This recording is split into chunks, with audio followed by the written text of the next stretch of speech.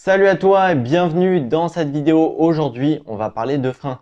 Peut-être que toi, tes freins, ils grincent et t'en as marre d'entendre tout le temps ce bruit.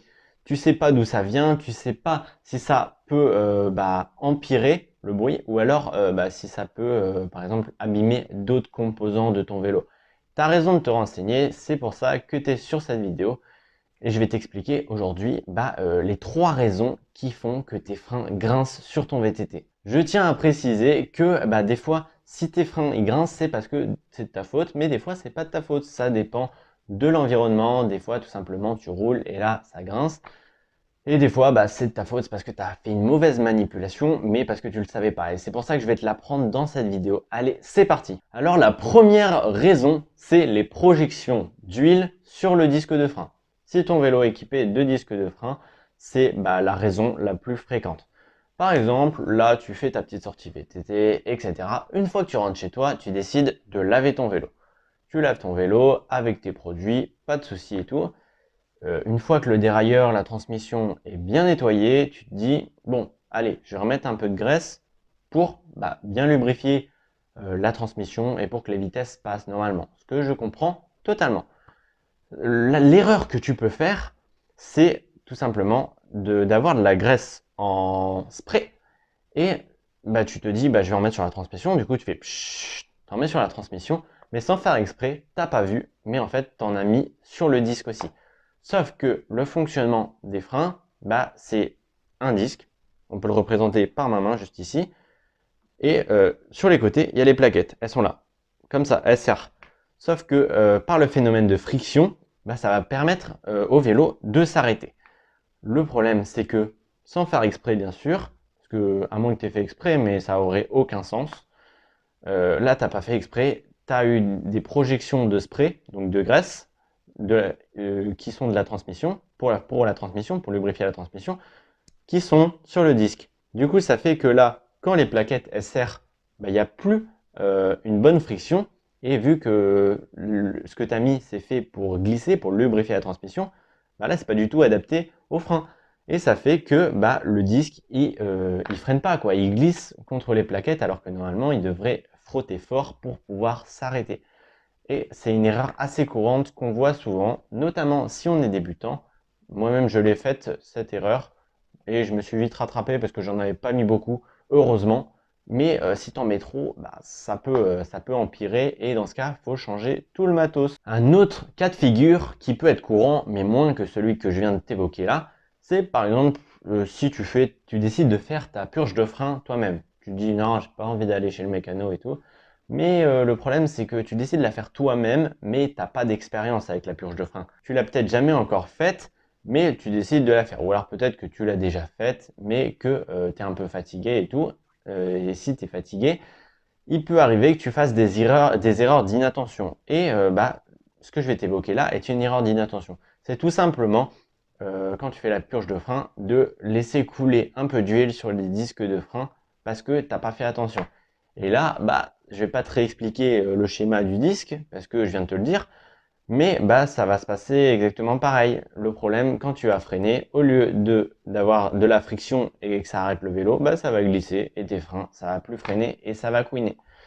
Donc c'est pas ce que t'as pas envie que ça t'arrive, quoi. Donc c'est pour ça que je te préviens sur ces deux petits phénomènes qui arrivent assez souvent. C'est pour ça que je fais cette vidéo, c'est un peu de la prévention pour éviter que ça t'arrive. La deuxième raison qui peut faire que tu as un grincement au niveau des freins de ton vélo, c'est que ton disque il frotte. Donc si ton disque il frotte, on est d'accord, c'est que soit il est mal installé ou soit il est voilé.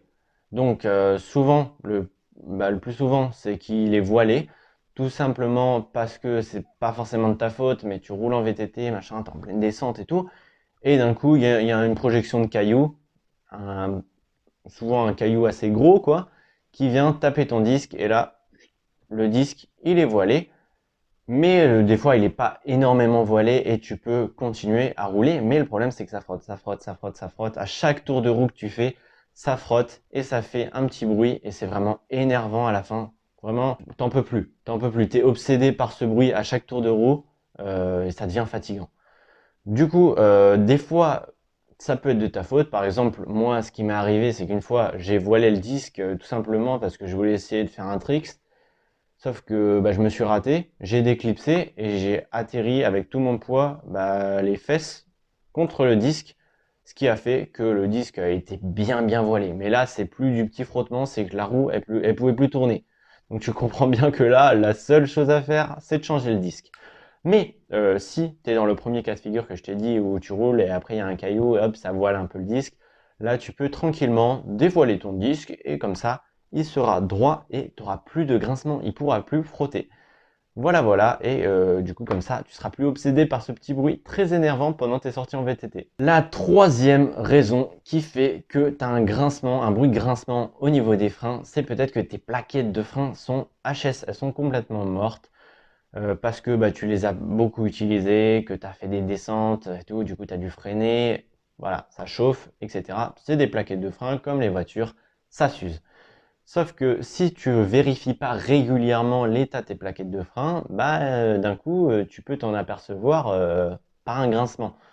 Si tu as un grincement, un bruit de frottement, de grincement, et que tu sens des fois des vibrations dans ton guidon, par exemple quand tu es sur de la route plate et que tu sens qu'il y a des vibrations dans ton guidon, et que du coup que tu ressens dans tes mains, c'est peut-être que tes plaquettes, elles sont mortes. Ce phénomène s'explique tout simplement parce que là, tu as le métal de la plaquette et juste ici, en fait, tu as de la garniture qui sert à être consommée finalement pour pouvoir freiner. Sauf que si toute ta garniture est part, il te reste plus que ça. Et ça, c'est du métal. Et imagine que ça, c'est le disque. À chaque fois que ta plaquette va venir contre le disque, ben, ça va faire métal contre métal. Et bah, du coup, c'est pas fait pour ça. Et du coup, ça va faire tu vois, métal contre métal. Bon, je suis pas imitateur, quoi. Je suis pas fort en bruitage, mais bon, t'as compris que le métal contre le métal, ça fait un bruit de frottement pas très agréable pour les oreilles et au pilotage, bah, c'est chiant. Et c'est surtout que aussi, bah, c'est dangereux puisque tu freines beaucoup moins bien. Du coup, ça peut être une raison, c'est pour ça qu'il faut vérifier assez régulièrement l'état de tes plaquettes. Hop, tu démontes ta roue, c'est rapide et comme ça, bah, tu t'assures de ne pas avoir de grincement. D'ailleurs, si tu sais pas quand est-ce qu'il faut changer tes plaquettes de frein, j'ai fait une vidéo entièrement consacrée dessus où il y a plein d'indices bah, qui pourraient révéler que tes plaquettes sont mortes. Je te la mets juste ici, elle dure quelques minutes, elle est très bien expliquée. Et bah, si tu veux continuer à t'améliorer dans le monde du VTT, si tu veux continuer à apprendre des conseils mécaniques, je t'invite à t'abonner à ma chaîne YouTube juste en dessous, pas de problème, c'est gratuit et on va fonder une famille de VTTistes énorme si possible. Et je te dis à plus dans une prochaine vidéo. Allez, ciao!